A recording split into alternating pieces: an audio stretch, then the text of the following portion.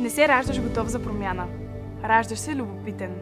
Понякога питаш, понякога несигурен, понякога търсиш смисъла. Докато един ден нещо те докосне.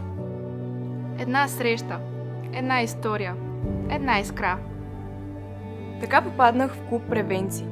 Мястото, където преоткрих себе си сред съмишленици. Тук не ни дават готови отговори. Тук ни учат да разбираме как да се справяме с трудните теми. И да бъдем гласът, който говори, когато другите мълчат. Пътят на доброволеца не е лесен.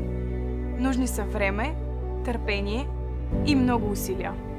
Сред обучения, дискусии и срещи понякога си изморен. Понякога е трудно.